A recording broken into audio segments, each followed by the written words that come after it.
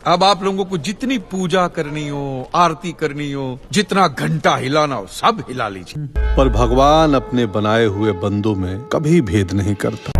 Krishna Vasudev Yadav from Gokul. और तकलीफ में लगाई हुई पुकार उसे हमेशा अपने बंदों तक खींच ही लाती है। जिसकी रक्षा के लिए जो चाल बदल दे काल का। रख विश्वास, तू है शिव का दास। जैसे एक भक्त भगवान के बिना अधूरा होता है, वैसे ही भगवान भी एक सच्चे भक्त के बिना अधूरा होता है। इसका प्रमाण इंसान आस्तिक या नास्तिक होकर दे सकता है।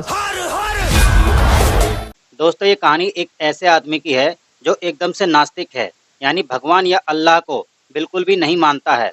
और भूकंप में दुकान गिर जाने के कारण वो ऐसा करने में सफल हो जाता है कि उसकी दुकान भगवान या अल्लाह ने ही गिराई है, लेकिन दुकान की भरपाई का पैसा ना तो इंश्योरेंस कंपनी देती है और ना ही कोई मंदिर या मस्जिद। और इसी वजह से कांजीलाल भगवान को ही कटघरे में खड़ा कर देता है। दोस्तों, इस फिल्म की कहानी बड़ी ही रोचक है और कहानी के अंत में मैं आपसे कुछ सवाल पूछूंगा जिनके आपको जवाब देने हैं, ताकि हम इस फिल्म का सही से आकलन कर सकें।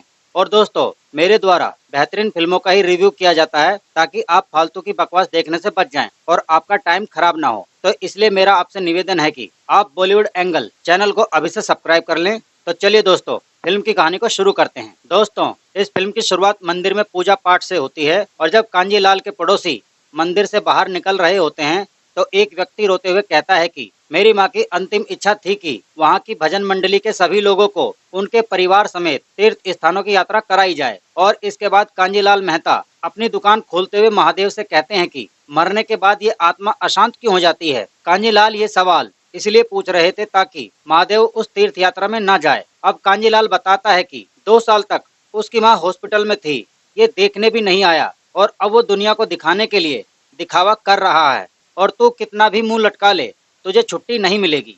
इसके बाद हम देखते हैं कि कांजीलाल गंगा जल वाली बोतल में नॉर्मल पानी को भर रहे होते हैं और इसके बाद मूर्ति को देखकर कांजीलाल कहता है कि एक ही मूर्ति रह गई है।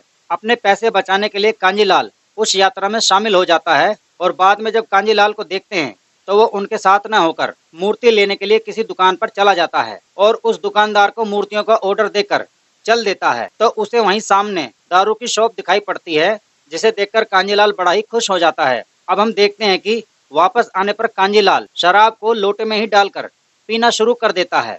इसकी महक से उसका नौकर भी शराब मांगकर पीने लगता है और इस तरह से तीसरा, फिर चौथा और फिर पूरी बस में लगभग सभी शराब पी रहे थे। फिर एक औरत को उसे गंगा जल कहकर पिला दिया जाता है, लेकिन वो औरत इसे पहचान नहीं पाती और फिर वो अपने सोते हुए पति को भी इसे पिला देती है। लेकिन इसे पीते ही उस आदमी को पता चल जाता है और वो कहता है कि ओ माय गॉड। अब अगले दिन कांजीलाल को वो गालियां दे रहा होता है क्योंकि उसका शराब पीने से उसका उपवास जो टूट गया था। अब कांजीलाल अपने बेटे को देखते हैं जो जन्माष्टमी के मौके पर मटकी फोड़ की तैयारी कर रहा था, लेकिन अगले दिन एग्जाम की वजह से कांजीलाल उसे तुरंत नीचे उतरवा देते हैं। इसके बाद कांजीलाल अपने नौकर यानी महादेव को लेकर दुकान के लिए चल देते हैं और उससे कहते हैं कि उन मूर्तियों से 240 रुपए का स्टिकर निकाल देना और फिर देख मैं उन मूर्तियों को 10-10, 12-12 हजार में कैसे बेचता हूँ। और फिर कांजीलाल दुकान में वो किसी को अच्छे से बेवकूफ बनाकर किसी आदमी से उसकी गले की चैन अंगूठी भी उतरवा लेता है। यानी एक तरह से कहें तो कांजीलाल दूसरों को ठगते थे। इसके बाद कांजीलाल न्यूज में अपने लड़के को ऊपर चढ़ते हुए देख लेता है तो उसी को रोकने के लिए कांजीलाल अपनी दुकान बंद करके चल देता है। अब दूसरी ओर एंट्री होती है गोविंद जी की, जो इस फिल्म में सिद्धेश्वर महाराज बने हैं, जो इस उत्सव को शुरू करवाता है और फिर एक गाना दिखाया जाता है। और इसी बीच मुरली शर्मा, जिनका इस फिल्म में नाम है लक्ष्मण, वो सिद्धेश्वर से कहता है कि स्वामी जी बस एक जगह और जाना है, क्योंकि लक्ष्मण को अपने वोटों की चिंता थी, इसीलिए ये लोग जल्द ही समारोह समापन के लिए हांडी फोड़ की शुरुआत के लिए कह देते हैं। तब तक कांजीलाल भी यहीं पहुंच जाता है और जब उसकी आवाज बच्चे तक नहीं पहुंचती तो वो महादेव को ले जाकर कुछ समझाता है और फिर माइक को लेकर सिद्धेश्वर का नाम लेकर ये झूठ बोल देता है कि महाराज जी ने कहा है कि आज किशन कन्हैया अपने भक्तों के हाथों से ही मक्खन खाएंगे और ये समय केवल 1 घंटे के लिए ही है, तो जाइए। और जैसे ही महाराज इस विषय में कुछ कहने वाले थे तभी महादेव केवल को निकाल देता है और देखते ही देखते मैदान चंद मिनटों में ही खाली हो जाता है। कांजीलाल की इस हरकत पर सिद्धेश्वर काफी गुस्सा हो जाता है और उससे कहता है कि तेरे इस अक्षम्य अपराध के लिए दंड मिलेगा तुझे। अब क्योंकि कांजीलाल तो नास्तिक था, इसलिए उस पर इस बात से कोई फर्क नहीं पड़ता और मौसम खराब होने की वजह से वो वहाँ से चला जाता है। फिर अचानक बाकी लोगों को एक झटका सा महसूस होता है तो इनको पता चलता है कि ये भूकंप है। अब आधी रात में कांजीलाल टीवी को देख रहा होता है जिसमें बताया गया है कि अभी 3.5 स्केल के भूकंप के झटके को महसूस किया गया है, जिसमें जान माल के नुकसान की कोई खबर नहीं है। लेकिन चोर बाजार में एक दुकान गिर गई है जो उस समय बंद थी। लेकिन कांजीलाल को तो किसी और के दुकान गिरने की आशंका थी, पर जब आगे नाम लेकर दुकान को दिखाया जाता है तो कांजीलाल के साथ उसके परिवार के सदस्य भी चौंक जाते हैं। यहाँ आश्चर्य की बात ये थी कि इससे पुरानी और जर्जर दुकानें भी सही सलामत थीं। केवल कांजीलाल की दुकान का ही नामो निशान मिट चुका था। अब यहीं पर करुणाल पंडित की एंट्री होती है, जिसका इस फिल्म में नाम परवीन है, जो कि कांजीलाल का साला है और कांजीलाल के बच्चों को लेने के लिए फोन पर अपनी बहन को बता देता है। अब हम देखते हैं कि रात में ही कांजीलाल अपनी दुकान पर पहुंच जाता है। अब यहाँ पर महादेव बताता है कि 25 लाख का माल दुकान में था और कांजीलाल अब 40 लाख के नुकसान में है, जिसमें 25 लाख का माल उधार लिया गया था और 15 लाख का पिछले महीने नवीनीकरण यानी रेनोवेशन कराया गया था। अब पता चलता है कि 40 लाख की उधारी के लिए जो पैसे आए थे वो घर को गिरवी रखकर आए थे, जिसमें से 10 लाख रुपए परवीन ने अपने दोस्त की ओर से और बाकी 5 लाख रुपए अपनी तरफ से दिए थे। इतना नुकसान होने के बाद भी कांजीलाल ये तर्क देता है कि मैंने भगवान के खिलाफ कुछ बोला तो उसने मेरी दुकान गिराई और अब भी मैं उसे नहीं मानूंगा तो वो मेरा और नुकसान करेगा। तो कांजीलाल ऊपर की तरफ मुंह करके कहता है, मैं अब भी तुझे नहीं मानता, बोल क्या करेगा। क्योंकि कांजीलाल ने अपनी दुकान का इंश्योरेंस कराया हुआ था, इसलिए वो निश्चिंत था कि उसकी गिरी हुई दुकान का पूरा पैसा उसे वापस मिल जाएगा। और फिर अपने नुकसान की भरपाई के लिए एक चाबी दिखाता है और अंदर जाकर सेफ को खोलकर डॉक्यूमेंट निकाल लाता है और फिर क्लेम के लिए कंपनी के दफ्तर पहुंच जाता है। अब यहाँ पर दिनेश कांजीलाल के डॉक्यूमेंट को चेक कर रहा होता है। इसके बाद दिनेश कांजीलाल से कहता है कि अप्लाई करते समय आपने सभी टर्म कंडीशन तो ठीक से पढ़ लिए होंगे। तब कांजीलाल चौंक कर पूछता है कि क्या हुआ। फिर दिनेश बताता है कि ये पॉलिसी चोरी, आग, फ्रॉड जैसी दुर्घटनाओं के लिए ही आपकी दुकान को सुरक्षा प्रदान करती है, न कि एक्ट ऑफ गॉड के अगेंस्ट। ये सुनकर कांजीलाल पूछता है कि ये एक्ट ऑफ गॉड क्या चीज है। फिर दिनेश बताता है कि ऐसी दुर्घटनाएं जिनमें इंसानों का कोई हाथ ना हो, जैसे सुनामी, भूकंप, बिजली का गिर जाना। अब कांजीलाल कहता है कि लेकिन मैं तो भगवान को मानता ही नहीं। फिर दिनेश कहता है कि आपके मानने या मानने से क्या होता है, आपने साइन किए हैं डॉक्यूमेंट में। दरअसल भगवान को चुनौती देने के बाद कांजीलाल अब भी ये समझ नहीं पाया था कि वो कितनी बड़ी मुसीबत में फंस गया है। फिर कांजीलाल कहता है कि मेरी पूरी कमाई लगी हुई है उस दुकान में और इस दुकान के लिए मेरा घर तक गिरवी रखा है और जब तक मेरा पैसा नहीं मिलेगा मैं यहाँ से नहीं जाऊँगा। इस वजह से दिनेश सिक्योरिटी को बुलाकर उसे बाहर निकलवाता है। अब कांजीलाल बाहर चलते समय दिनेश को गालियाँ देना शुरू कर देते हैं और उसका हाथ भी मरोड़ देते हैं। फिर गुस्से में दिनेश कहता है कि इट्स एक्ट ऑफ गॉड, आपको पैसा चाहिए ना तो जाओ मांगो अपने भगवान से। अब कांजीलाल तर्क देता है कि दिनेश भाई आप भगवान को मानते हैं, तो वो हाँ कह देता है। फिर कांजीलाल पूछता है कि हम सब में भगवान हैं। फिर दिनेश कहता है हाँ बिल्कुल है। इस बात पर कांजीलाल उसे एक थप्पड़ जड़ देता है और फिर कांजीलाल कहता है कि मैंने नहीं मारा है, भगवान ने मारा है। और फिर कई लोगों को थप्पड़ मारकर यही तर्क देता है कि मैंने नहीं मारा है, भगवान ने मारा है। और अब कांजीलाल गार्ड की बंदूक छीनकर दिनेश को मारने के लिए कहता है और तर्क देता है कि अब भगवान तुझे गोली मारेंगे और तेरी फैमिली को क्लेम नहीं मिलेगा क्योंकि वो भी एक्ट ऑफ गॉड कहलाएगा। और दिनेश डर जाता है। दोस्तों कांजीलाल ने तर्क तो बड़ा ही जबरदस्त दिया था, लेकिन कोई भी भगवान या अल्लाह किसी को गलत करने के लिए दबाव नहीं देते, जो कि कांजीलाल कर रहा था। फिर कांजीलाल वहां से चला जाता है। अब कांजीलाल के घर पर कंपनी के फोन पर फोन आने लगते हैं, जिससे पूरा घर परेशान हो जाता है। अब कांजीलाल दुखी होकर कहता है कि ले देकर दुकान की जमीन बची है उसे बेचकर घर छुड़ाना होगा। अब महादेव के पास किसी एजेंट का फोन आता है जिसका नाम निमिष है और फिर कांजीलाल उससे बात करता है और जो वो कहता है उसे सुनकर तो कांजीलाल के होश ही उड़ जाते हैं। कांजीलाल को बताया जाता है कि दुकान की जगह पर भगवान की मूर्तियां टूटकर गिरी हैं, इसीलिए वो जगह शापित हो गई है। अब परेशान होकर कांजीलाल कहता है कि जिसको जमीन खरीदनी हो वो खरीदे, नहीं तो भाड़ में जाए। अब कांजीलाल के पास कोई और चारा नहीं था, इसलिए वो कंपनी पर केस न करके भगवान पर ही केस कर देता है। और जब वो केस फाइल करने के लिए कोर्ट आता है तो वकील उससे पूछता है कि बताओ नोटिस किसे भेजनी है। कांजीलाल कहता है कि भगवान को। नाम लिखने के बाद वकील पूछता है कि वो कहाँ रहता है। फिर कांजीलाल बताता है कि लोग कहते हैं कि वो मंदिर में रहता है। इतना सुनकर वो वकील कांजीलाल पर भड़क जाता है और उसे वहां से भगा देता है। अब कांजीलाल कई वकील से मिलता है पर कोई भी उसके केस के लिए राजी नहीं होता। इसके बाद कांजीलाल एक बड़े वकील से मिलने के लिए आते हैं, लेकिन वहां आकर वो देखता है कि यहाँ तो पूजा पाठ चल रही है। तो कांजीलाल समझ जाता है कि यहाँ उसकी दाल नहीं गलने वाली। अब आखिर में कांजीलाल हनीफ भाई यानी ओमपुरी से मिलने के लिए आता है, क्योंकि वो भी एक अच्छा वकील था। अब कांजीलाल के डॉक्यूमेंट देखने के बाद हनीफ बताता है कि पिछले दंगों में मैंने कुछ बेकसूर हिंदुओं के लिए केस लड़ा था, तो मेरे ही कौम के लोगों ने मेरी टांग तोड़ दी, लेकिन तुम उससे लड़ना चाहते हो जिसने तुम्हारी पूरी कौम को बनाया है। अब हनीफ कहता है कि इस हालत में मैं तुम्हारे केस लड़ने के लिए तो नहीं जा सकता, मगर कोई वकील तुम्हारा केस लेने से मना करता है तो तुम खुद अपना केस लड़ सकते हो। ये सुनकर कांजीलाल खुश हो जाता है, लेकिन कांजीलाल हनीफ से एक सवाल पूछता है कि क्या तुम अल्लाह को मानते हो? फिर हनीफ कहता है कि हाँ मानता हूँ, ईश्वर अल्लाह एक ही तो है।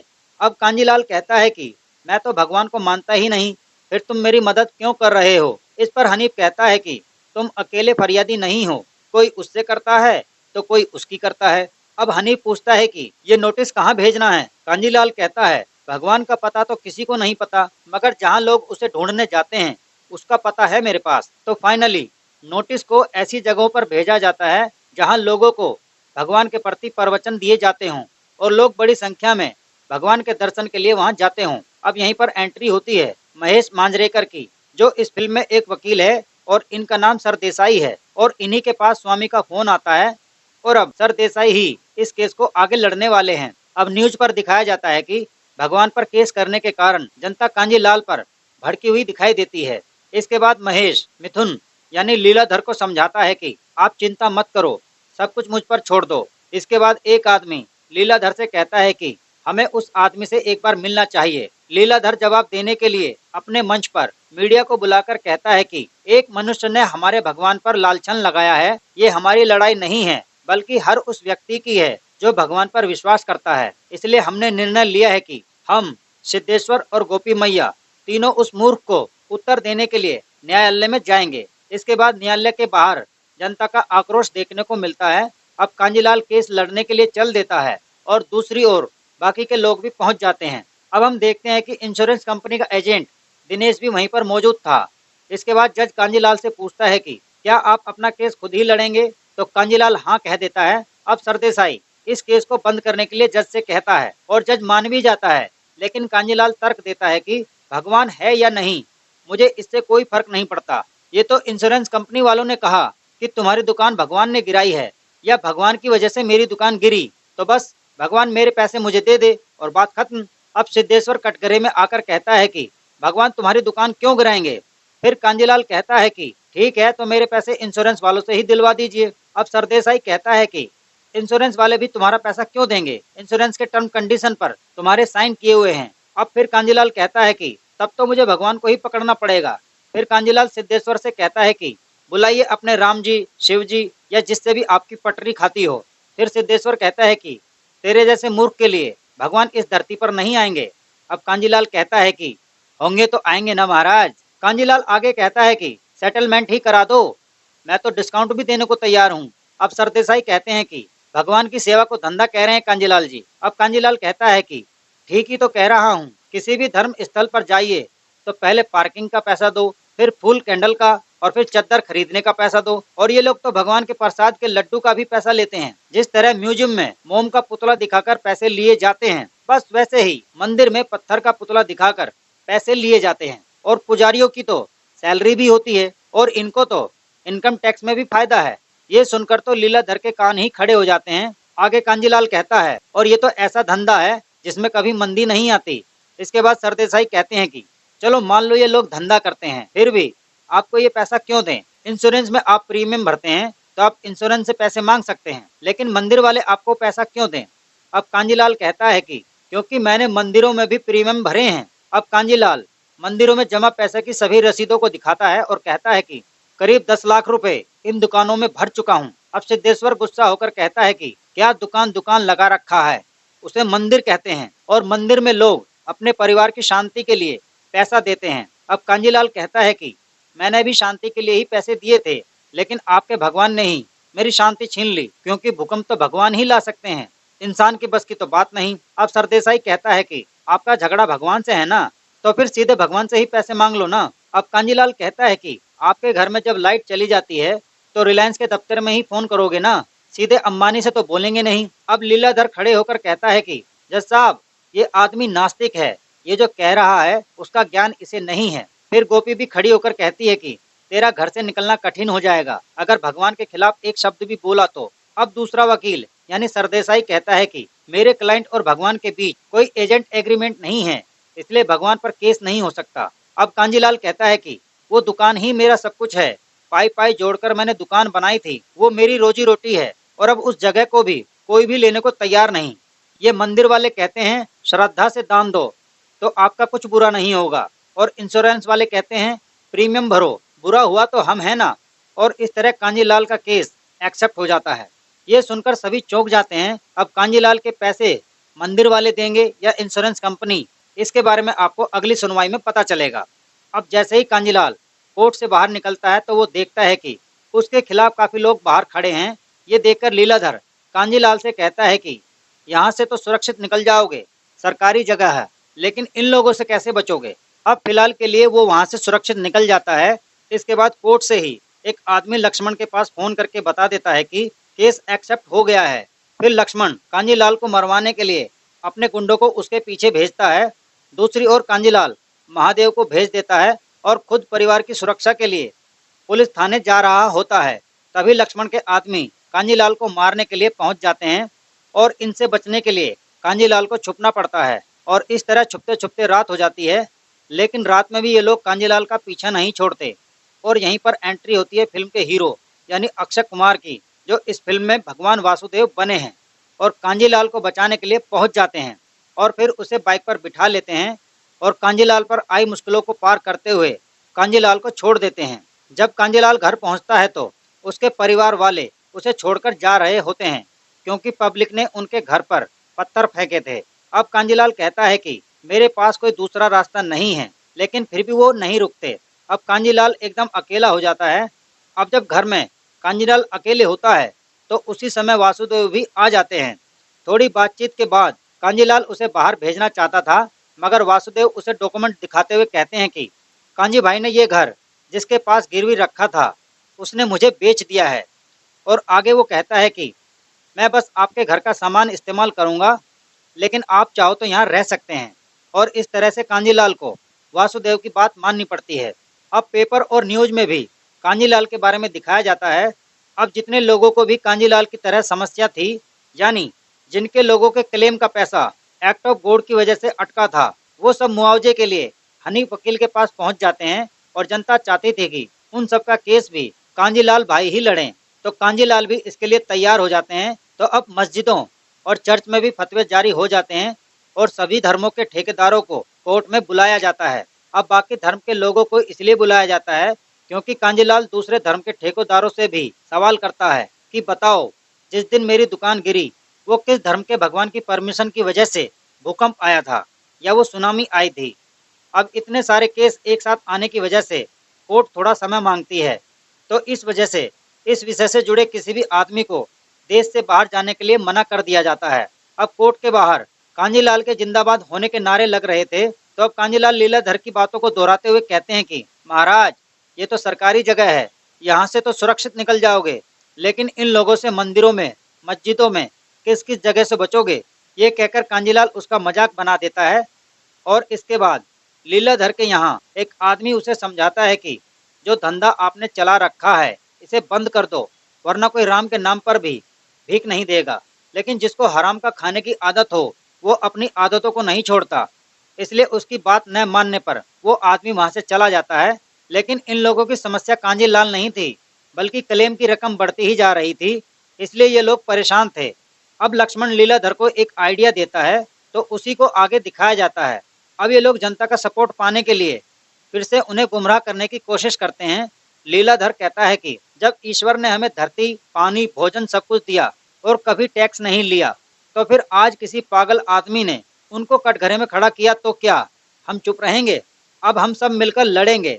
फिर लीलाधर कहता है कि आज से सिद्धेश्वर महाराज आमरण अनशन यानी भूख हड़ताल करेंगे और इस खबर को सभी न्यूज चैनल पर भी दिखाया जाता है। अब क्योंकि कांजीलाल मीडिया से बात नहीं कर रहा था, इसीलिए इनके भक्तों की संख्या बढ़ती ही जा रही थी और इसी वजह से वासुदेव कांजीलाल को समझाता है कि कंस को मारने के लिए भगवान श्री कृष्ण को भी सामने आना पड़ा था। इसलिए आप अपनी लड़ाई तभी जीत पाओगे जब इनकी असलियत को लोगों के सामने लाओगे। तो कांजीलाल उनकी बात को समझ जाता है। इसलिए कांजीलाल किसी न्यूज चैनल पर अपना इंटरव्यू देने के लिए तैयार हो जाता है ताकि वो लोगों के सामने अपनी बात को रख सके।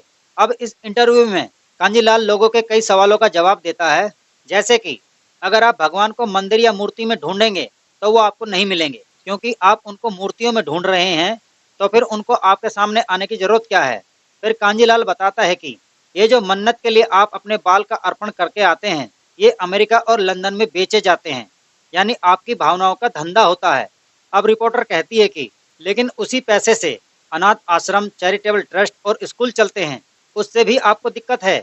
इस पर कांजीलाल बताते हैं कि ये तो वही बात हुई कि गुटखा बेचने वाला ही कैंसर के अस्पताल खोलता है और इन सबको इनके लिए चलाना जरूरी है, क्योंकि ये सारा ब्लैक का आता है।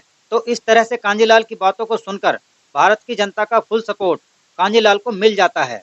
अब लीलाधर को दिखाया जाता है जो कि मौज मस्ती कर रहा होता है।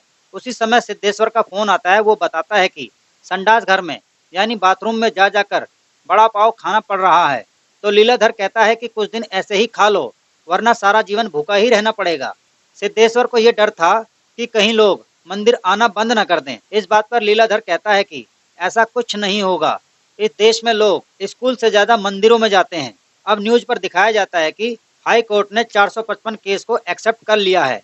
इसके बाद फिर से कोर्ट के अंदर तर्क और दलीलों का युद्ध होता है, जिसमें कांजीलाल सिद्धेश्वर से पूछता है कि आपका ये मंदिर वाली जगह कितने एकड़ में फैली है। तो वो बताता है कि 22 एकड़ में।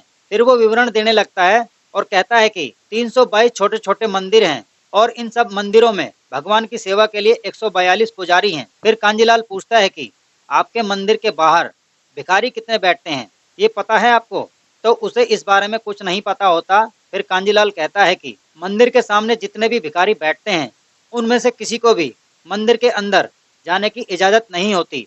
इसके बाद शिव शंकर पर दूध चढ़ाने की बात होती है, जिसमें कांजीलाल कहता है कि जब मैं दूध का लोटा लेकर मंदिर गया तो वहाँ काफी लंबी भीड़ लगी थी और सभी के हाथों में दूध का लोटा था, और जब मेरा नंबर आया तो अंदर में कोई नहीं था उस दूध को पीने वाला, और फिर उस शिवलिंग से होते हुए सारा दूध नालियों के सहारे गटर में जा रहा था, यानी टोटल वेस्ट। और वहाँ पर एक भिखारी कई दिन से भूखा होगा तो वो उसी नाली के दूध को पीने वाला था, इसलिए मैंने अपने लोटे का दूध उसे दे दिया और उसे पीकर वो बोला भगवान तेरा भला करे। और इस बात पर जनता की तालियों की गड़गड़ाहट से पूरी अदालत गूंजने लगती है। दोस्तों, मैं आपकी जानकारी के लिए बता दूं कि ये जो शिवलिंग पर दूध चढ़ता है, पहले इसे प्रसाद के रूप में गरीबों को ही दिया जाता था, मगर समय के साथ ऐसे ही बाबाओं ने चीजों में हेरफेर कर दिए और फिर व्यवस्थाएं दूषित हो गईं।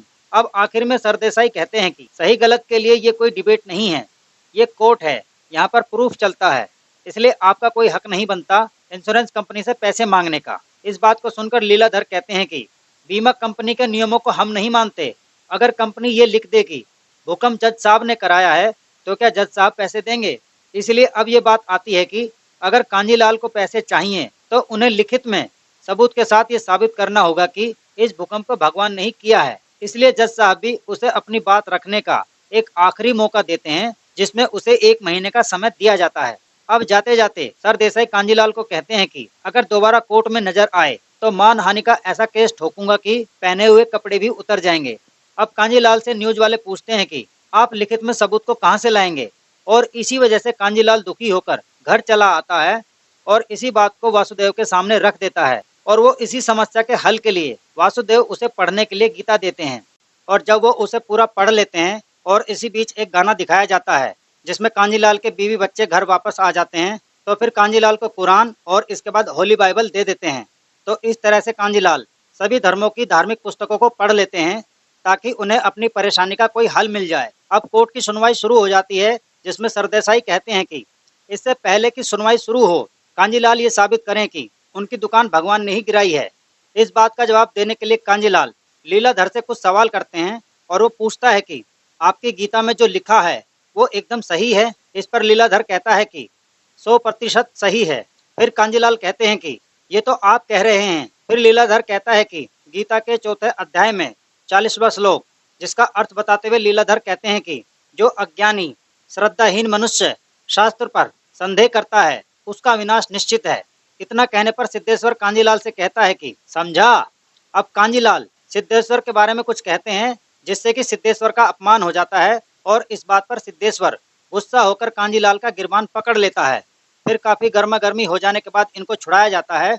अब कांजीलाल संस्कृत में एक श्लोक कहते हैं जिसका अर्थ होता है कि जिस व्यक्ति के लिए सुख और दुख समान अवस्था है और जो भय और क्रोध से मुक्त है, जो स्थिर बुद्धि वाला है, वही सिद्ध पुरुष कहलाता है। इस बात पर अदालत में तालियां गूंजने लगती हैं। इसके बाद सरदेसाई कहते हैं कि ये कोर्ट का मुद्दा नहीं है कि इनकी सिद्धि क्या है, मुद्दा ये है कि आपकी दुकान किसने गिराई और उस दिन जो भूकंप आया वो भगवान की वजह से आया, आप इसे प्रमाणित कीजिए।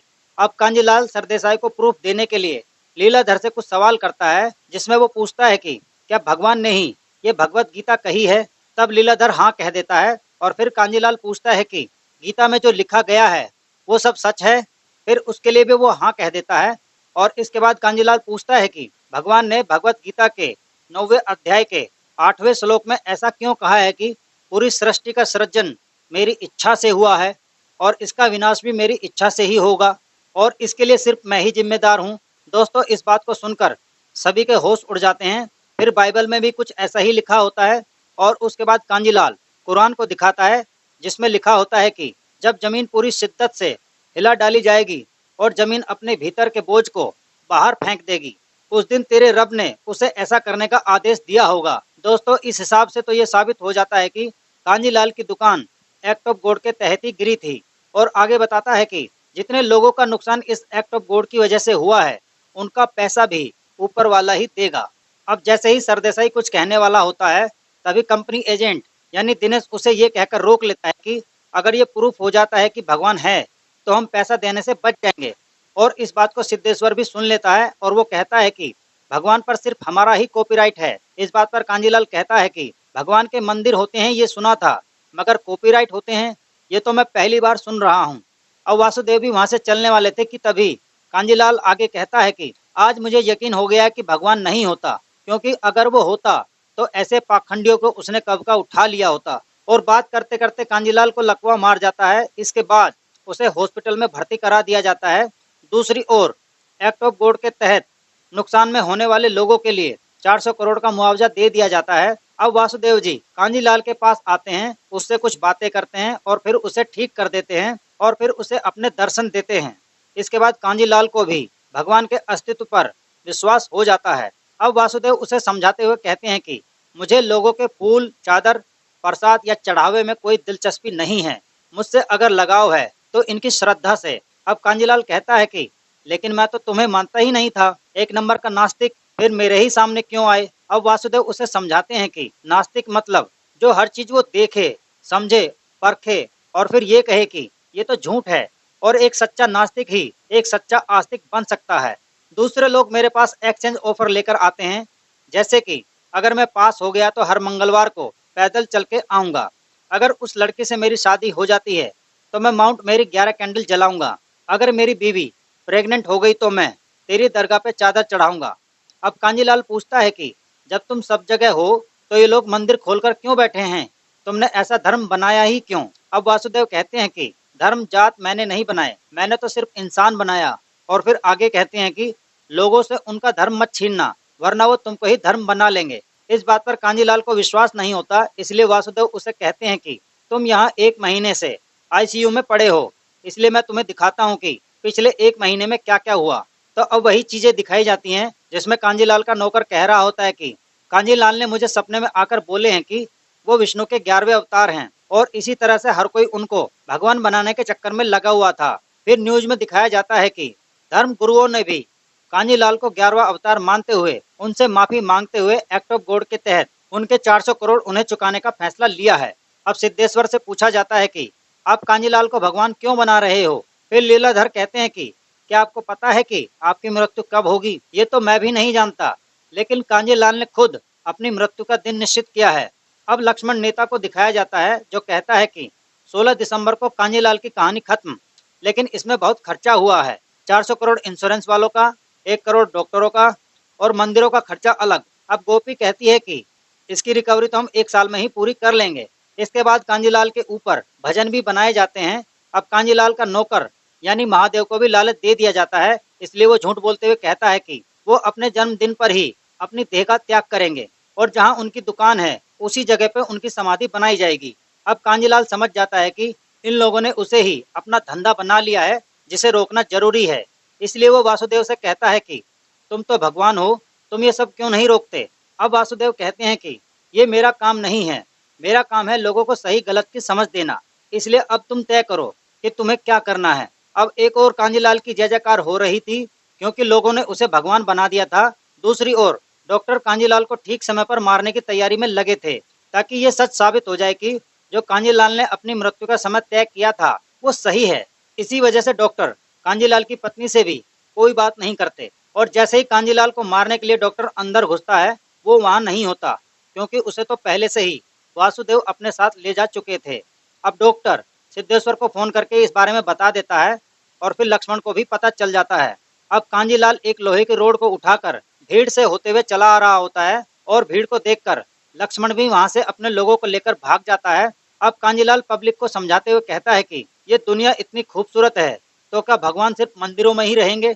आप इंसान में भगवान को देखो तो वो जरूर मिलेगा और अपनी मूर्ति की तरफ इशारा करते हुए कहता है कि ऐसे पत्थरों में नहीं मिलेगा और फिर उस मूर्ति को तोड़ देता है। अब पब्लिक इन पाखंडियों को मारना चाहती थी मगर कांजीलाल उन्हें रोक लेता है और कहता है कि इन दो को मारोगे तो ऐसे 200 और हैं, इनकी सजा यही है कि इनको यहाँ से जाने दो, लेकिन आज के बाद इनके आश्रम या दरवाजे पर कोई नहीं जाएगा, ये होगी इनकी असली सजा। और फिर कांजीलाल उन्हें जाने के लिए कह देता है। अब जाते जाते लीलाधर कांजीलाल से कहता है कि आस्था और विश्वास नशे की तरह होते हैं, इनकी एक बार लत लग जाए तो आसानी से नहीं छूटती। ये जितने भी लोग हैं भगवान से प्रेम करने वाले नहीं हैं बल्कि भगवान से डरने वाले लोग हैं। आज नहीं तो कल ये फिर आश्रम में ना दिख जाएं। इस तरह लीलाधर कांजीलाल को जनता के अपने दरबार में दोबारा आने का भरोसा देकर वहां से चला जाता है। अब कांजीलाल दान पेटी को भी तोड़ देता है और फिर कांजीलाल अपनी बीवी को वासुदेव से मिलाना चाहता था, इसलिए वो उनकी तरफ बढ़ रहा था और वासुदेव के पास आकर दुकान की तरफ मुंह करके कहता है कि देख, तू जो चाहता था वो हो गया। और फिर जैसे ही पीछे मुड़कर देखता है वहाँ कोई नहीं होता। फिर थोड़ी देर के लिए तेज हवा चलती है और कांजीलाल को सुनाई पड़ता है कि किसे ढूंढ रहा है कांजीलाल, मैंने कहा था ना कि मैं हर जगह हूँ, कहीं खेत में बारिश बनकर बरस रहा हूँ तो कहीं चींटियों के साथ मिलकर लंच भी कर रहा हूँ। इसके बाद वो वासुदेव के छल्ले को उठा लेता है, फिर उसकी बीवी और बच्चे भी वहीं आ जाते हैं। अब जैसे ही कांजीलाल उस छल्ले को अपनी जेब में रखने वाला था तो उसे फिर आवाज आती है कि क्या कर रहा है कांजीलाल, इसे ताबीज बनाकर गले में मत पहनना, ये गलत है, बड़ी मुश्किल से तुमने लोगों को समझाया है, इसीलिए इसे अभी फेंक। और फिर कांजीलाल उसे फेंक देता है और फिर इसके अंत में एक संदेश को दिखाया जाता है कि भय से मुक्त रहें, निडर रहें और ईश्वर में आस्था रखें। तो इस तरीके से दोस्तों ये फिल्म यहीं पर खत्म हो जाती है। लेकिन दोस्तों मैंने आपसे कहा था कि फिल्म के अंत में मैं आपसे कुछ सवाल पूछूंगा तो आपको उनके अब जवाब देने हैं। तो दोस्तों अब आपको उन सवालों के जवाब देने हैं। मेरा पहला सवाल है कि किस धर्म के लोगों को कांजीलाल के पैसे दे देने चाहिए थे और क्यों देने चाहिए थे। और मेरा दूसरा सवाल है ये फिल्म आपको क्या संदेश देती है। और अगला सवाल है क्या वास्तव में इस फिल्म में किसी भगवान का मजाक बनाया गया है और वो किस तरह से। और मेरा अगला सवाल है क्या कांजीलाल की तरह आपको भी अपने भगवान या अल्लाह पर उसके ना होने का शक हुआ है। और अगला सवाल है क्या किसी दूसरे भगवान या ईश्वर को सच में प्रमाणित किया जा सकता है। और मेरा अगला सवाल है क्या इस तरह की और फिल्में भारत में बननी चाहिए। दोस्तों वास्तव में ये फिल्म किसी अल्लाह या भगवान पर थी ही नहीं, असल में ये फिल्म थी जो मंदिरों और मस्जिदों में बाबा और मौलवी होते हैं वो जनता को किस तरह से चूना लगाते हैं, इसी विषय पर यह फिल्म थी। अक्सर लोग जिन बाबाओं को भगवान मानकर पूजते हैं अक्सर वो किसी न किसी कांड में पकड़े ही जाते हैं और फिर ऐसे लोगों की वजह से दूसरों लोगों का भगवान पर से विश्वास टूट जाता है। इसीलिए मेरी सलाह तो यही रहेगी कि आपके भीतर चेतना स्वरूप में जो है वही भगवान है। इंसान के कर्म उसे भगवान से ऊपर उठा देते हैं। इसलिए आप तय कीजिए कि आप मूर्तियों में भगवान को ढूंढेंगे या फिर इंसान के अंदर। तो दोस्तों हम मिलेंगे किसी नई फिल्म की नई कहानी के साथ, तब तक के लिए गुड बाय, शुक्रिया, शब्बा खैर। दोस्तों ये कहानी एक ऐसे आदमी की है जो एकदम से नास्तिक है, यानी भगवान या अल्लाह को बिल्कुल भी नहीं मानता है और भूकंप में दुकान गिर जाने के कारण वो ऐसा करने में सफल हो जाता है कि उसकी दुकान भगवान या अल्लाह ने ही गिराई है। लेकिन दुकान की भरपाई का पैसा ना तो इंश्योरेंस कंपनी देती है और ना ही कोई मंदिर या मस्जिद, और इसी वजह से कांजीलाल भगवान को ही कटघरे में खड़ा कर देता है। दोस्तों, इस फिल्म की कहानी बड़ी ही रोचक है और कहानी के अंत में मैं आपसे कुछ सवाल पूछूंगा जिनके आपको जवाब देने हैं ताकि हम इस फिल्म का सही से आकलन कर सकें।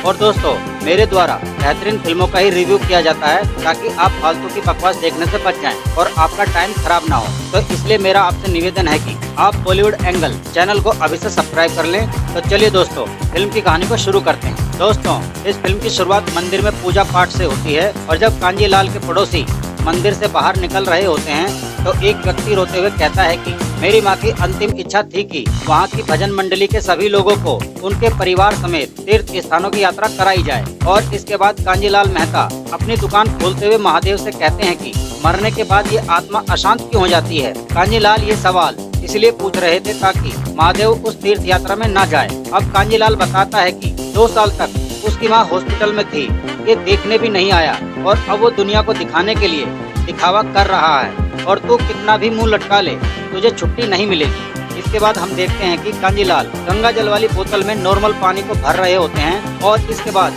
मूर्ति को देखकर कांजीलाल कहता है कि एक ही मूर्ति रह गई है।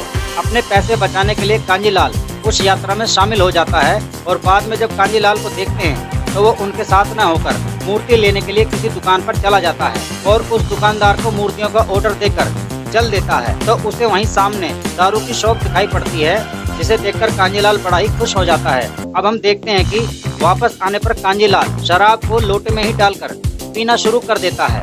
इसकी महक से उसका नौकर भी शराब मांगकर पीने लगता है और इस तरह से तीसरा, फिर चौथा और फिर पूरी बस में लगभग सभी शराब पी रहे थे। फिर एक औरत को उसे गंगा जल कहकर पिला दिया जाता है, लेकिन वो औरत इसे पहचान नहीं पाती और फिर वो अपने सोते हुए पति को भी इसे पिला देती है। लेकिन इसे पीते ही उस आदमी को पता चल जाता है और वो कहता है कि ओह माय गॉड। अब अगले दिन कांजीलाल को वो गालियां दे रहा होता है क्योंकि उसका शराब पीने से उसका उपवास जो टूट गया था। अब कांजीलाल अपने बेटे को देखते हैं जो जन्माष्टमी के मौके पर मटकी फोड़ की तैयारी कर रहा था, लेकिन अगले दिन एग्जाम की वजह से कांजीलाल उसे तुरंत नीचे उतरवा देते हैं। इसके बाद कांजीलाल अपने नौकर यानी महादेव को लेकर दुकान के लिए चल देते हैं और उससे कहते हैं कि उन मूर्तियों से 240 रुपए का स्टिकर निकाल देना और फिर देख मैं उन मूर्तियों को 10-10, 12-12 हजार में कैसे बेचता हूँ। और फिर कांजीलाल दुकान में वो किसी को अच्छे से बेवकूफ बनाकर किसी आदमी से उसकी गले की चेन अंगूठी भी उतरवा लेता है। यानी एक तरह से कहें तो कांजीलाल दूसरों को ठगते थे। इसके बाद कांजीलाल न्यूज में अपने लड़के को ऊपर चढ़ते हुए देख लेता है तो उसी को रोकने के लिए कांजीलाल अपनी दुकान बंद करके चल देता है। अब दूसरी ओर एंट्री होती है गोविंद जी की, जो इस फिल्म में सिद्धेश्वर महाराज बने हैं, जो इस उत्सव को शुरू करवाता है और फिर एक गाना दिखाया जाता है। और इसी बीच मुरली शर्मा, जिनका इस फिल्म में नाम है लक्ष्मण, वो सिद्धेश्वर से कहता है कि स्वामी जी बस एक जगह और जाना है, क्योंकि लक्ष्मण को अपने वोटों की चिंता थी,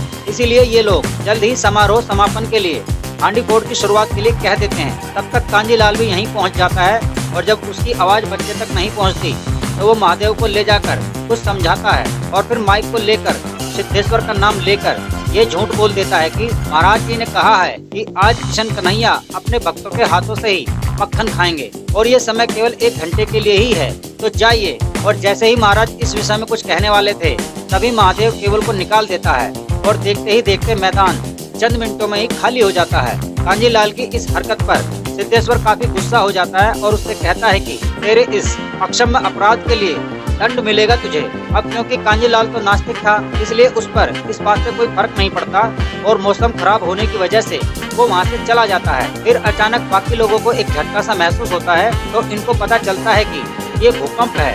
अब आधी रात में कांजीलाल टीवी को देख रहा होता है जिसमें बताया गया है कि अभी 3.5 स्केल के भूकंप के झटके को महसूस किया गया है, जिसमें जान माल के नुकसान की कोई खबर नहीं है। लेकिन चोर बाजार में एक दुकान गिर गई है जो उस समय बंद थी, लेकिन कांजीलाल को तो किसी और के दुकान गिरने की आशंका थी। पर जब आगे नाम लेकर दुकान को दिखाया जाता है तो कांजीलाल के साथ उसके परिवार के सदस्य भी चौंक जाते हैं। यहाँ आश्चर्य की बात ये थी कि इससे पुरानी और जर्जर दुकानें भी सही सलामत थीं।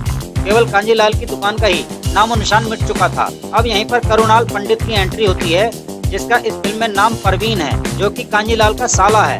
और कांजीलाल के बच्चों को लेने के लिए फोन पर अपनी बहन को बता देता है। अब हम देखते हैं कि रात में ही कांजीलाल अपनी दुकान पर पहुंच जाता है। अब यहाँ पर महादेव बताता है कि 25 लाख का माल दुकान में था और कांजीलाल अब 40 लाख के नुकसान में है, जिसमें 25 लाख का माल उधार लिया गया था और 15 लाख का पिछले महीने नवीनीकरण यानी रेनोवेशन कराया गया था। अब पता चलता है कि 40 लाख की उधारी के लिए जो पैसे आए थे वो घर को गिरवी रखकर आए थे, जिसमें से 10 लाख रुपए परवीन ने अपने दोस्त की ओर से और बाकी 5 लाख रुपए अपनी तरफ से दिए थे। इतना नुकसान होने के बाद भी कांजीलाल ये तर्क देता है कि मैंने भगवान के खिलाफ कुछ बोला तो उसने मेरी दुकान गिराई और अब भी मैं उसे नहीं मानूंगा तो वो मेरा और नुकसान करेगा। तो कांजीलाल ऊपर की तरफ मुंह करके कहता है, मैं अब भी तुझे नहीं मानता, बोल क्या करेगा। क्योंकि कांजीलाल ने अपनी दुकान का इंश्योरेंस कराया हुआ था, इसलिए वो निश्चिंत था कि उसकी गिरी हुई दुकान का पूरा पैसा उसे वापस मिल जाएगा। और फिर अपने नुकसान की भरपाई के लिए एक चाबी दिखाता है और अंदर जाकर सेफ को खोलकर डॉक्यूमेंट निकाल लाता है और फिर क्लेम के लिए कंपनी के दफ्तर पहुंच जाता है। अब यहाँ पर दिनेश कांजीलाल के डॉक्यूमेंट को चेक कर रहा होता है। इसके बाद दिनेश कांजीलाल से कहता है कि अप्लाई करते समय आपने सभी टर्म कंडीशन तो ठीक से पढ़ लिए होंगे। तब कांजीलाल चौंक कर पूछता है कि क्या हुआ। फिर दिनेश बताता है कि ये पॉलिसी चोरी, आग, फ्रॉड जैसी दुर्घटनाओं के लिए ही आपकी दुकान को सुरक्षा प्रदान करती है, न कि एक्ट ऑफ कोड के अगेंस्ट। ये सुनकर कांजीलाल पूछता है कि ये एक्ट ऑफ कोड क्या चीज है। फिर दिनेश बताता है कि ऐसी दुर्घटनाएं जिनमें इंसानों का कोई हाथ ना हो, जैसे सुनामी, भूकंप, बिजली का गिर जाना। अब कांजीलाल कहता है कि लेकिन मैं तो भगवान को मानता ही नहीं। फिर दिनेश कहता है कि आपके मानने या मानने से क्या होता है, आपने साइन किए हैं डॉक्यूमेंट में। दरअसल भगवान को चुनौती देने के बाद कांजीलाल अब भी ये समझ नहीं पाया था कि वो कितनी बड़ी मुसीबत में फंस गया है। फिर कांजीलाल कहता है कि मेरी पूरी कमाई लगी हुई है उस दुकान में और इस दुकान के लिए मेरा घर तक गिरवी रखा है और जब तक मेरा पैसा नहीं मिलेगा मैं यहाँ से नहीं जाऊँगा। इस वजह से दिनेश सिक्योरिटी को बुलाकर उसे बाहर निकलवाता है। अब कांजीलाल बाहर चलते समय दिनेश को गालियाँ देना शुरू कर देते हैं और उसका हाथ भी मरोड़ देते हैं। फिर गुस्से में दिनेश कहता है कि इट्स एक्ट ऑफ गॉड, आपको पैसा चाहिए ना तो जाओ मांगो अपने भगवान से। अब कांजीलाल तर्क देता है कि दिनेश भाई आप भगवान को मानते हैं, तो वो हाँ कह देता है। फिर कांजीलाल पूछता है कि हम सब में भगवान हैं। फिर दिनेश कहता है हाँ बिल्कुल है। इस बात पर कांजीलाल उसे एक थप्पड़ जड़ देता है और फिर कांजीलाल कहता है कि मैंने नहीं मारा है, भगवान ने मारा है। और फिर कई लोगों को थप्पड़ मारकर यही तर्क देता है कि मैंने नहीं मारा है, भगवान ने मारा है। और अब कांजीलाल गार्ड की बंदूक छीनकर दिनेश को मारने के लिए कहता है और तर्क देता है कि अब भगवान तुझे गोली मारेंगे और तेरी फैमिली को क्लेम नहीं मिलेगा क्योंकि वो भी एक्ट ऑफ गॉड कहलाएगा। और दिनेश डर जाता है। दोस्तों कांजीलाल ने तर्क तो बड़ा ही जबरदस्त दिया था, लेकिन कोई भी भगवान या अल्लाह किसी को गलत करने के लिए दबाव नहीं देते, जो कि कांजीलाल कर रहा था। फिर कांजीलाल वहां से चला जाता है। अब कांजीलाल के घर पर कंपनी के फोन पर फोन आने लगते हैं, जिससे पूरा घर परेशान हो जाता है। अब कांजीलाल दुखी होकर कहता है कि ले देकर दुकान की जमीन बची है, उसे बेचकर घर छुड़ाना होगा। अब महादेव के पास किसी एजेंट का फोन आता है जिसका नाम निमिष है और फिर कांजीलाल उससे बात करता है और जो वो कहता है उसे सुनकर तो कांजीलाल के होश ही उड़ जाते हैं। कांजीलाल को बताया जाता है कि दुकान की जगह पर भगवान की मूर्तियां टूटकर गिरी हैं, इसीलिए वो जगह शापित हो गई है। अब परेशान होकर कांजीलाल कहता है कि जिसको जमीन खरीदती हो वो खरीदे, नहीं तो भाड़ में जाए। अब कांजीलाल के पास कोई और चारा नहीं था, इसलिए वो कंपनी पर केस न करके भगवान पर ही केस कर देता है। और जब वो केस फाइल करने के लिए कोर्ट आता है तो वकील उससे पूछता है कि बताओ नोटिस किसे भेजनी है। कांजीलाल कहता है कि भगवान को। नाम लिखने के बाद वकील पूछता है कि वो कहाँ रहता है। फिर कांजीलाल बताता है कि लोग कहते हैं कि वो मंदिर में रहता है। इतना सुनकर वो वकील कांजीलाल पर भड़क जाता है और उसे वहाँ से भगा देता है। अब कांजीलाल कई वकील से मिलता है पर कोई भी उसके केस के लिए राजी नहीं होता। इसके बाद कांजीलाल एक बड़े वकील से मिलने के लिए आते हैं, लेकिन वहाँ आकर वो देखता है कि यहाँ तो पूजा पाठ चल रही है। तो कांजीलाल समझ जाता है कि यहाँ उसकी दाल नहीं गलने वाली।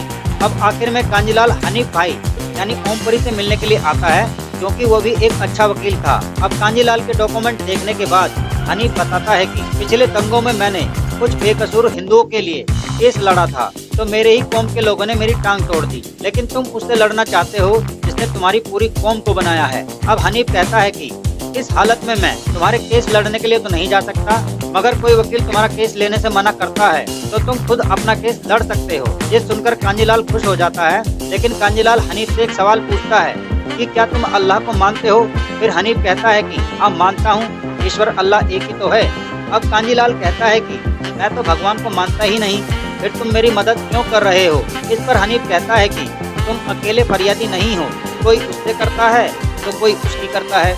अब हनीफ पूछता है कि ये नोटिस कहाँ भेजना है? कांजीलाल कहता है भगवान का पता तो किसी को नहीं पता, मगर जहाँ लोग उसे ढूंढने जाते हैं उसका पता है मेरे पास। तो फाइनली नोटिस को ऐसी जगहों पर भेजा जाता है जहाँ लोगों को भगवान के प्रति प्रवचन दिए जाते हों और लोग बड़ी संख्या में भगवान के दर्शन के लिए वहाँ जाते हों। अब यहीं पर एंट्री होती है महेश मांजरेकर की, जो इस फिल्म में एक वकील है और इनका नाम सरदेसाई है, और इन्हीं के पास स्वामी का फोन आता है और अब सरदेसाई ही इस केस को आगे लड़ने वाले हैं। अब न्यूज पर दिखाया जाता है कि भगवान पर केस करने के कारण जनता कांजीलाल पर भड़की हुई दिखाई देती है। इसके बाद महेश मिथुन यानी लीलाधर को समझाता है कि आप चिंता मत करो, सब कुछ मुझ पर छोड़ दो। इसके बाद एक आदमी लीलाधर से कहता है कि हमें उस आदमी से एक बार मिलना चाहिए। लीलाधर जवाब देने के लिए अपने मंच पर मीडिया को बुलाकर कहता है कि एक मनुष्य ने हमारे भगवान पर लालछन लगाया है, ये हमारी लड़ाई नहीं है बल्कि हर उस व्यक्ति की है जो भगवान पर विश्वास करता है। इसलिए हमने निर्णय लिया है कि हम सिद्धेश्वर और गोपी मैया तीनों उस मूर्ख को उत्तर देने के लिए न्यायालय में जाएंगे। इसके बाद न्यायालय के बाहर जनता का आक्रोश देखने को मिलता है। अब कांजीलाल केस लड़ने के लिए चल देता है और दूसरी ओर बाकी के लोग भी पहुंच जाते हैं। अब हम देखते हैं कि इंश्योरेंस कंपनी का एजेंट दिनेश भी वहीं पर मौजूद था। इसके बाद जज कांजीलाल से पूछता है कि क्या आप अपना केस खुद ही लड़ेंगे? तो कांजीलाल हाँ कह देता है। अब सरदेसाई इस केस को बंद करने के लिए जज से कहता है और जज मान भी जाता है, लेकिन कांजीलाल तर्क देता है कि भगवान है या नहीं मुझे इससे कोई फर्क नहीं पड़ता। ये तो इंश्योरेंस कंपनी वालों ने कहा कि तुम्हारी दुकान भगवान ने गिराई है या भगवान की वजह से मेरी दुकान गिरी, तो बस भगवान मेरे पैसे मुझे दे दे और बात खत्म। अब सिद्धेश्वर कटघरे में आकर कहता है कि भगवान तुम्हारी दुकान क्यों गिराएंगे? फिर कांजीलाल कहता है कि ठीक है तो मेरे पैसे इंश्योरेंस वालों से ही दिलवा दीजिए। अब सरदेसाई कहता है कि इंश्योरेंस वाले भी तुम्हारा पैसा क्यों देंगे? इंश्योरेंस के टर्म कंडीशन पर तुम्हारे साइन किए हुए हैं। अब फिर कांजीलाल कहता है कि तब तो मुझे भगवान को ही पकड़ना पड़ेगा। फिर कांजीलाल सिद्धेश्वर से कहता है कि बुलाइए अपने राम जी, शिव जी या जिससे भी आपकी पटरी खाती हो। फिर सिद्धेश्वर कहता है कि तेरे जैसे मूर्ख के लिए भगवान इस धरती पर नहीं आएंगे। अब कांजीलाल कहता है कि होंगे तो आएंगे ना महाराज। कांजीलाल आगे कहता है कि सेटलमेंट ही करा दो, मैं तो डिस्काउंट भी देने को तैयार हूँ। अब सरदेसाई कहते हैं कि भगवान की सेवा को धंधा कह रहे हैं कांजीलाल जी। अब कांजीलाल कहता है कि ठीक ही तो कह रहा हूँ, किसी भी धर्म स्थल पर जाइए तो पहले पार्किंग का पैसा दो, फिर फूल कैंडल का और फिर चद्दर खरीदने का पैसा दो। और ये लोग तो भगवान के प्रसाद के लड्डू का भी पैसा लेते हैं। जिस तरह म्यूजियम में ओम का पुतला दिखाकर पैसे लिए जाते हैं, बस वैसे ही मंदिर में पत्थर का पुतला दिखाकर पैसे लिए जाते हैं। और पुजारियों की तो सैलरी भी होती है और इनको तो इनकम टैक्स में भी फायदा है। ये सुनकर तो लीलाधर के कान ही खड़े हो जाते हैं। आगे कांजीलाल कहता है और ये तो ऐसा धंधा है जिसमें कभी मंदी नहीं आती। इसके बाद सरदेसाई कहते हैं कि चलो मान लो ये लोग धंधा करते हैं, फिर भी आपको ये पैसा क्यों दें? इंश्योरेंस में आप प्रीमियम भरते हैं तो आप इंश्योरेंस से पैसे मांग सकते हैं, लेकिन मंदिर वाले आपको पैसा क्यों दें? अब कांजीलाल कहता है कि क्योंकि मैंने मंदिरों में भी प्रीमियम भरे हैं। अब कांजीलाल मंदिरों में जमा पैसे की सभी रसीदों को दिखाता है और कहता है कि करीब 10 लाख रुपए इन दुकानों में भर चुका हूँ। अब सिद्धेश्वर गुस्सा होकर कहता है कि क्या दुकान लगा रखा है, उसे मंदिर कहते हैं और मंदिर में लोग अपने परिवार की शांति के लिए पैसा देते हैं। अब कांजीलाल कहता है कि मैंने भी शांति के लिए ही पैसे दिए थे, लेकिन आपके भगवान ने ही मेरी शांति छीन ली, क्योंकि भूकंप तो भगवान ही ला सकते हैं, इंसान की बस की तो बात नहीं। अब सरदेसाई कहता है कि आपका झगड़ा भगवान से है ना, तो फिर सीधे भगवान से ही पैसे मांग लो ना।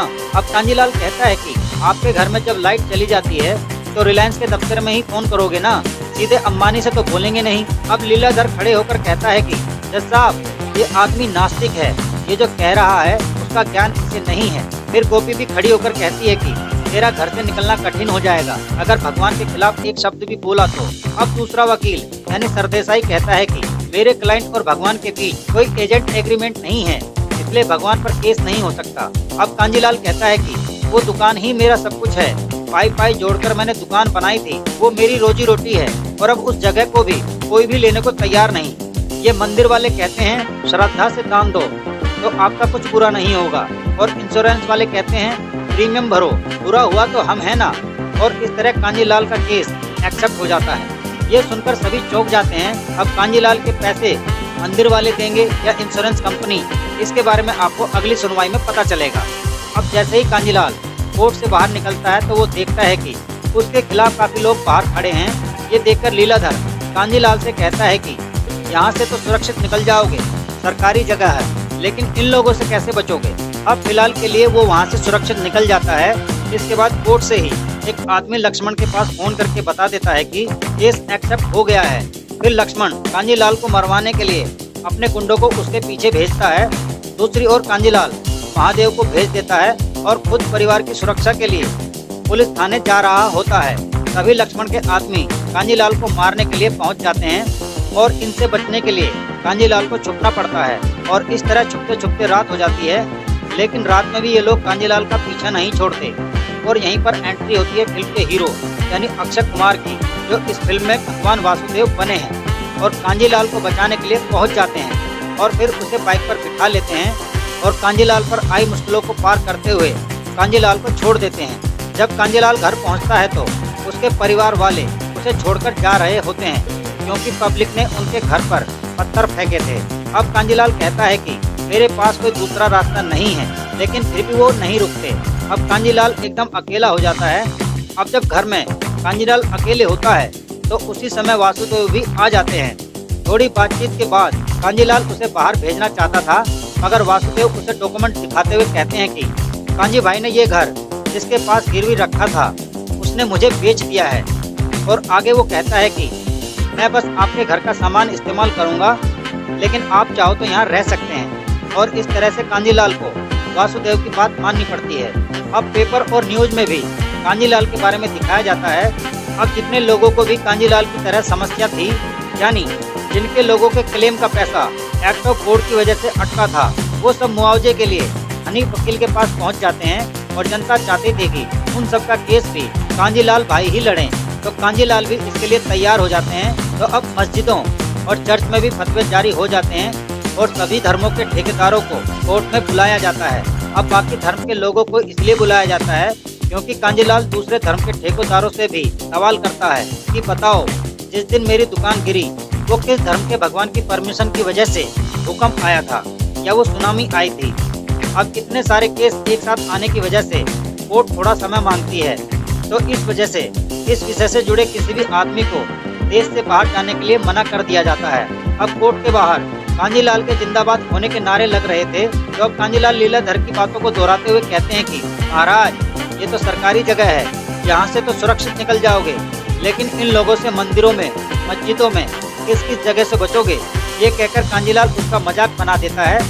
और इसके बाद लीलाधर के यहाँ एक आदमी उसे समझाता है कि जो धंधा आपने चला रखा है इसे बंद कर दो, वरना कोई राम के नाम पर भी ठीक नहीं देगा।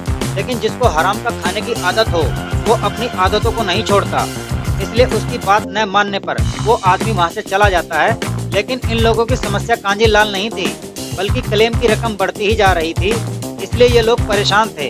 अब लक्ष्मण लीलाधर को एक आइडिया देता है तो उसी को आगे दिखाया जाता है। अब ये लोग जनता का सपोर्ट पाने के लिए फिर से उन्हें गुमराह करने की कोशिश करते हैं।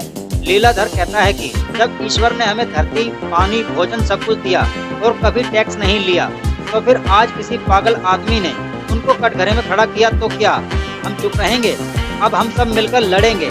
फिर लीलाधर कहता है कि आज से सिद्धेश्वर महाराज आमरण अनशन यानी भूख हड़ताल करेंगे और इस खबर को सभी न्यूज चैनल पर भी दिखाया जाता है। अब क्योंकि कांजीलाल मीडिया से बात नहीं कर रहा था, इसीलिए इनके भक्तों की संख्या बढ़ती ही जा रही थी। और इसी वजह से वासुदेव कांजीलाल को समझाता है कि कंस को मारने के लिए भगवान श्री कृष्ण को भी सामने आना पड़ा था, इसलिए आप अपनी लड़ाई तभी जीत पाओगे जब इनकी असलियत को लोगों के सामने लाओगे। तो कांजीलाल उनकी बात को समझ जाता है, इसलिए कांजीलाल किसी न्यूज चैनल पर अपना इंटरव्यू देने के लिए तैयार हो जाता है ताकि वो लोगों के सामने अपनी बात को रख सके।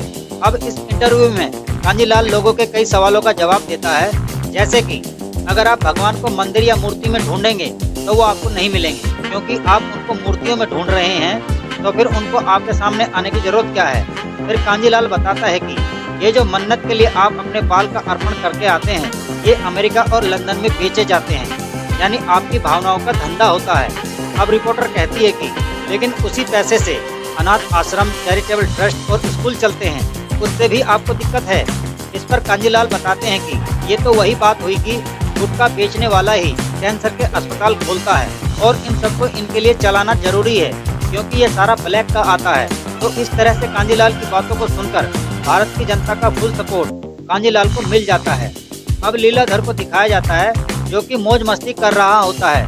उसी समय सिद्धेश्वर का फोन आता है। वो बताता है कि संडास घर में यानी बाथरूम में जा जाकर बड़ा पाव खाना पड़ रहा है। तो लीलाधर कहता है कि कुछ दिन ऐसे ही खा लो वरना सारा जीवन भूखा ही रहना पड़ेगा।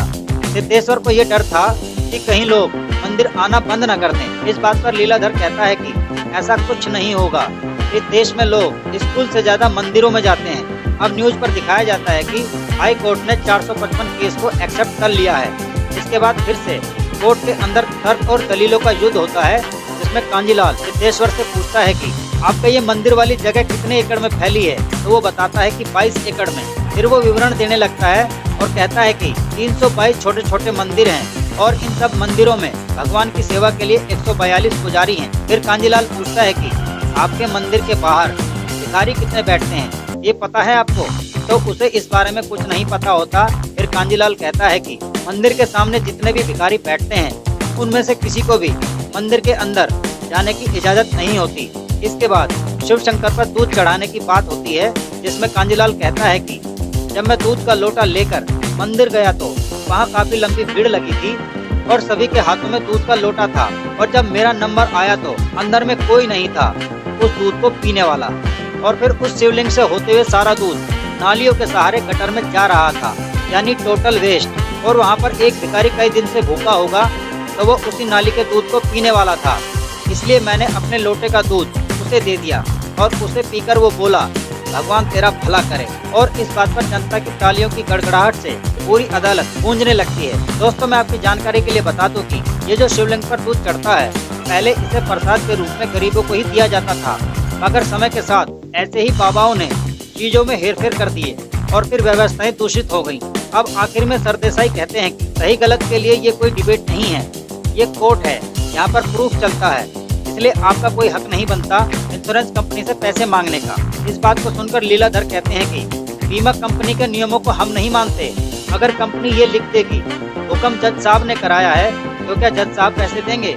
इसलिए अब ये बात आती है कि अगर कांजीलाल को पैसे चाहिए तो उन्हें लिखित में सबूत के साथ ये साबित करना होगा कि इस भूकंप को भगवान ने किया है। इसलिए जज साहब भी उसे अपनी बात रखने का एक आखिरी मौका देते हैं जिसमें उसे 1 महीने का समय दिया जाता है। अब जाते जाते सरदेसाई कांजीलाल को कहते हैं कि अगर दोबारा कोर्ट में नजर आए तो मानहानि का ऐसा केस ठोकूंगा कि पहने हुए कपड़े भी उतर जाएंगे। अब कांजीलाल से न्यूज वाले पूछते हैं कि आप लिखित में सबूत को कहां से लाएंगे, और इसी वजह से कांजीलाल दुखी होकर घर चला आता है और इसी बात को वासुदेव के सामने रख देता है। और वो इसी समस्या के हल के लिए वासुदेव उसे पढ़ने के लिए गीता देते हैं और जब वो उसे पूरा पढ़ लेते हैं और इसी बीच एक गाना दिखाया जाता है जिसमें कांजीलाल के बीवी बच्चे घर वापस आ जाते हैं तो फिर कांजीलाल को कुरान और इसके बाद होली बाइबल दे देते हैं। तो इस तरह से कांजीलाल सभी धर्मों की धार्मिक पुस्तकों को पढ़ लेते हैं ताकि उन्हें अपनी परेशानी का कोई हल मिल जाए। अब कोर्ट की सुनवाई शुरू हो जाती है जिसमें सरदेसाई कहते हैं कि इससे पहले कि सुनवाई शुरू हो कांजीलाल ये साबित करें कि उनकी दुकान भगवान ने ही गिराई है। इस बात का जवाब देने के लिए कांजीलाल लीलाधर से कुछ सवाल करते हैं और वो पूछता है कि आपकी गीता में जो लिखा है वो एकदम सही है? इस पर लीलाधर कहता है कि 100% सही है।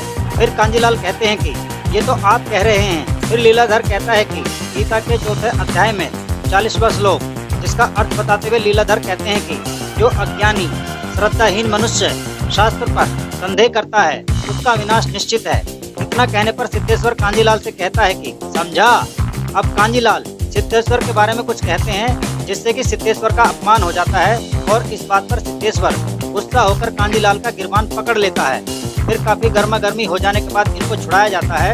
अब कांजीलाल संस्कृत में एक श्लोक कहते हैं जिसका अर्थ होता है कि जिस व्यक्ति के लिए सुख और दुख समान अवस्था है और जो भय और क्रोध से मुक्त है, जो स्थिर बुद्धि वाला है, वही सिद्ध पुरुष कहलाता है। इस बात पर अदालत में तालियां गूंजने लगती हैं। इसके बाद सरदेसाई कहते हैं कि ये कोर्ट का मुद्दा नहीं है कि इनकी सिद्धि क्या है, मुद्दा ये है कि आपकी दुकान किसने गिराई और उस दिन जो भूकंप आया वो भगवान की वजह से आया, आप इसे प्रमाणित कीजिए। अब कांजीलाल सरदेसाई को प्रूफ देने के लिए लीलाधर से कुछ सवाल करता है, जिसमें वो पूछता है कि क्या भगवान ने ही ये भगवत गीता कही है। तब लीलाधर हाँ कह देता है और फिर कांजीलाल पूछता है कि गीता में जो लिखा गया है वो सब सच है। फिर उसके लिए भी वो हाँ कह देता है और इसके बाद कांजीलाल पूछता है कि भगवान ने भगवत गीता के 9वें अध्याय के 8वें श्लोक में ऐसा क्यों कहा है कि पूरी सृष्टि का सृजन मेरी इच्छा से हुआ है और इसका विनाश भी मेरी इच्छा से ही होगा और इसके लिए सिर्फ मैं ही जिम्मेदार हूँ।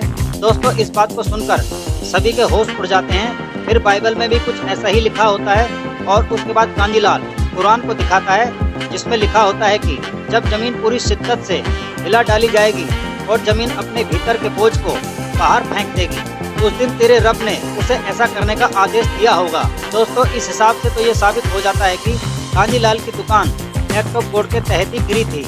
और आगे बताता है कि जितने लोगों का नुकसान इस एक्ट ऑफ गॉड की वजह से हुआ है, उनका पैसा भी ऊपर वाला ही देगा। अब जैसे ही सरदेसाई कुछ कहने वाला होता है, तभी कंपनी एजेंट यानी दिनेश उसे ये कहकर रोक लेता है कि अगर ये प्रूफ हो जाता है कि भगवान है तो हम पैसा देने से बच जाएंगे। और इस बात को सिद्धेश्वर भी सुन लेता है और वो कहता है कि भगवान पर सिर्फ हमारा ही कॉपीराइट है। इस बात पर कांजीलाल कहता है कि भगवान के मंदिर होते हैं ये सुना था, मगर कॉपीराइट होते हैं ये तो मैं पहली बार सुन रहा हूँ। अब वासुदेव भी वहाँ से चलने वाले थे कि तभी कांजीलाल आगे कहता है कि आज मुझे यकीन हो गया कि भगवान नहीं होता, क्योंकि अगर वो होता तो ऐसे पाखंडियों को उसने कब का उठा लिया होता। और बात करते करते कांजीलाल को लकवा मार जाता है। इसके बाद उसे हॉस्पिटल में भर्ती करा दिया जाता है। दूसरी ओर एक्ट ऑफ गॉड के तहत नुकसान में होने वाले लोगों के लिए 400 करोड़ का मुआवजा दे दिया जाता है। अब वासुदेव जी कांजीलाल के पास आते हैं, उससे कुछ बातें करते हैं और फिर उसे ठीक कर देते हैं और फिर उसे अपने दर्शन देते हैं। इसके बाद कांजीलाल को भी भगवान के अस्तित्व पर विश्वास हो जाता है। अब वासुदेव उसे समझाते हुए कहते हैं कि मुझे लोगों के फूल, चादर, प्रसाद या चढ़ावे में कोई दिलचस्पी नहीं है, मुझसे अगर लगाव है तो इनकी श्रद्धा से। अब कांजीलाल कहता है कि लेकिन मैं तो तुम्हें मानता ही नहीं था, एक नंबर का नास्तिक, फिर मेरे ही सामने क्यों आए। अब वासुदेव उसे समझाते हैं कि नास्तिक मतलब जो हर चीज को देखे, समझे, परखे और फिर ये कहे कि ये तो झूठ है, और एक सच्चा नास्तिक ही एक सच्चा आस्तिक बन सकता है। दूसरे लोग मेरे पास एक्सचेंज ऑफर लेकर आते हैं, जैसे कि अगर मैं पास हो गया तो हर मंगलवार को पैदल चल के आऊँगा, अगर उस लड़की से मेरी शादी हो जाती है तो मैं माउंट मेरी 11 कैंडल जलाऊंगा, अगर मेरी बीवी प्रेग्नेंट हो गई तो मैं तेरी दरगाह पे चादर चढ़ाऊंगा। अब कांजीलाल पूछता है कि जब तुम सब जगह हो तो ये लोग मंदिर खोलकर क्यों बैठे हैं, तुमने ऐसा धर्म बनाया ही क्यों। अब वासुदेव कहते हैं कि धर्म जात मैंने नहीं बनाए, मैंने तो सिर्फ इंसान बनाया। और फिर आगे कहते हैं कि लोगों से उनका धर्म मत छीनना, वरना वो तुमको ही धर्म बना लेंगे। इस बात पर कांजीलाल को विश्वास नहीं होता, इसलिए वासुदेव उसे कहते हैं कि तुम यहाँ 1 महीने से ICU में पड़े हो, इसलिए मैं तुम्हें दिखाता हूँ कि पिछले 1 महीने में क्या क्या हुआ। तो अब वही चीजें दिखाई जाती हैं, जिसमें कांजीलाल का नौकर कह रहा होता है कि कांजीलाल ने मुझे सपने में आकर बोले हैं कि वो विष्णु के 11वें अवतार हैं और इसी तरह से हर कोई उनको भगवान बनाने के चक्कर में लगा हुआ था। फिर न्यूज में दिखाया जाता है कि धर्म गुरुओं ने भी कांजीलाल को 11वां अवतार मानते हुए उनसे माफी मांगते हुए एक्ट ऑफ गॉड के तहत उनके 400 करोड़ उन्हें चुकाने का फैसला लिया है। अब सिद्धेश्वर से पूछा जाता है कि आप कांजीलाल को भगवान क्यों बना रहे हो। फिर लीलाधर कहते हैं कि क्या आपको पता है कि आपकी मृत्यु कब होगी। ये तो मैं भी नहीं जानता, लेकिन कांजीलाल ने खुद अपनी मृत्यु का दिन निश्चित किया है। अब लक्ष्मण नेता को दिखाया जाता है, जो कहता है कि 16 दिसंबर को कांजीलाल की कहानी खत्म, लेकिन इसमें बहुत खर्चा हुआ है। 400 करोड़ इंश्योरेंस वालों का, 1 करोड़ डॉक्टरों का और मंदिरों का खर्चा अलग। अब गोपी कहती है कि इसकी रिकवरी तो हम 1 साल में ही पूरी कर लेंगे। इसके बाद कांजीलाल के ऊपर भजन भी बनाए जाते हैं। अब कांजीलाल का नौकर यानी महादेव को भी लालच दे दिया जाता है, इसलिए वो झूठ बोलते हुए कहता है कि वो अपने जन्मदिन पर ही अपनी देह का त्याग करेंगे और जहाँ उनकी दुकान है उसी जगह पे उनकी समाधि बनाई जाएगी। अब कांजीलाल समझ जाता है कि इन लोगों ने उसे ही अपना धंधा बना लिया है, जिसे रोकना जरूरी है। इसलिए वो वासुदेव से कहता है कि तुम तो भगवान हो, तुम ये सब क्यों नहीं रोकते। अब वासुदेव कहते हैं कि ये मेरा काम नहीं है, मेरा काम है लोगों को सही गलत की समझ देना, इसलिए अब तुम तय करो कि तुम्हें क्या करना है। अब एक और कांजीलाल की जय जयकार हो रही थी, क्योंकि लोगों ने उसे भगवान बना दिया था। दूसरी ओर डॉक्टर कांजीलाल को ठीक समय पर मारने की तैयारी में लगे थे, ताकि ये सच साबित हो जाए कि जो कांजीलाल ने अपनी मृत्यु का समय तय किया था वो सही है। इसी वजह से डॉक्टर कांजीलाल की पत्नी से भी कोई बात नहीं करते। और जैसे ही कांजीलाल को मारने के लिए डॉक्टर अंदर घुसता है वो वहाँ नहीं होता, क्योंकि उसे तो पहले से ही वासुदेव अपने साथ ले जा चुके थे। अब डॉक्टर सिद्धेश्वर को फोन करके इस बारे में बता देता है और फिर लक्ष्मण को भी पता चल जाता है। अब कांजीलाल एक लोहे की रोड को उठाकर भीड़ से होते हुए चला आ रहा होता है और भीड़ को देखकर लक्ष्मण भी वहाँ से अपने लोगों को लेकर भाग जाता है। अब कांजीलाल पब्लिक को समझाते हुए कहता है कि ये दुनिया इतनी खूबसूरत है तो क्या भगवान सिर्फ मंदिरों में ही रहेंगे? आप इंसान में भगवान को देखो तो वो जरूर मिलेगा। और अपनी मूर्ति की तरफ इशारा करते हुए कहता है कि ऐसे पत्थरों में नहीं मिलेगा, और फिर उस मूर्ति को तोड़ देता है। अब पब्लिक इन पाखंडियों को मारना चाहती थी, मगर कांजीलाल उन्हें रोक लेता है और कहता है कि इन दो को मारोगे तो ऐसे 200 और हैं, इनकी सजा यही है कि इनको यहाँ से जाने दो, लेकिन आज के बाद इनके आश्रम या दरवाजे पर कोई नहीं जाएगा, ये होगी इनकी असली सजा। और फिर कांजीलाल उन्हें जाने के लिए कह देता है। अब जाते जाते लीलाधर कांजीलाल से कहता है कि आस्था और विश्वास नशे की तरह होते हैं, इनकी एक बार लत लग जाए तो आसानी से नहीं छूटती। ये जितने भी लोग हैं भगवान से प्रेम करने वाले नहीं हैं, बल्कि भगवान से डरने वाले लोग हैं। आज नहीं तो कल ये फिर आश्रम में ना दिख जाएं। इस तरह लीलाधर कांजीलाल को जनता के अपने दरबार में दोबारा आने का भरोसा देकर वहाँ से चला जाता है। अब कांजीलाल दान पेटी को भी तोड़ देता है और फिर कांजीलाल अपनी बीवी को वासुदेव से मिलाना चाहता था, इसलिए वो उनकी तरफ बढ़ रहा था और वासुदेव के पास आकर दुकान की तरफ मुंह करके कहता है कि देख, तू जो चाहता था वो हो गया। और फिर जैसे ही पीछे मुड़कर देखता है वहाँ कोई नहीं होता।